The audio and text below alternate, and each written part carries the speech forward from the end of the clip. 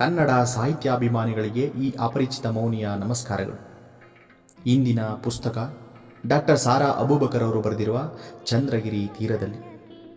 ಈ ಪುಸ್ತಕವು ಮುಸ್ಲಿಂ ಕುಟುಂಬದ ರೀತಿ ನೀತಿಗಳನ್ನು, ಸಡಿಲಗೊಂಡಿರುವ ಸಂಸ್ಕೃತಿಗಳನ್ನು ಎಳೆ ಎಳೆಯಾಗಿ ತೆರೆದಿಡುತ್ತದೆ.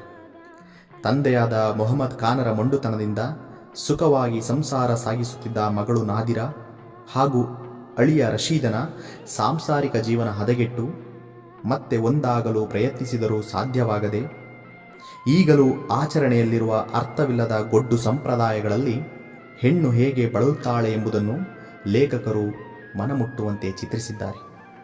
ಈ ಪುಸ್ತಕವು 1984ರಲ್ಲಿ ತನ್ನ ಮೊದಲ ಮುದ್ರಣ ಕಂಡಿದ್ದರೂ ಇಂದಿಗೂ ಸಮಾಜದಲ್ಲಿನ ಹೆಣ್ಣಿನ ಶೋಷಣೆಗೆ ಹಿಡಿದ ಕನ್ನಡಿಯಂತೆ ನಮಗೆ ಓದುವಾಗ ಭಾಸವಾಗುತ್ತದೆ. ಕೇವಲ 111 ಪುಟಗಳಲ್ಲಿ ಚಿತ್ರಣಗೊಂಡಿರುವ ಈ ಪುಸ್ತಕವನ್ನು ತಪ್ಪದೇ ಓದಿ ಹಾಗೂ ನಿಮ್ಮ ಅಭಿಪ್ರಾಯವನ್ನು ತಿಳಿಸಿ.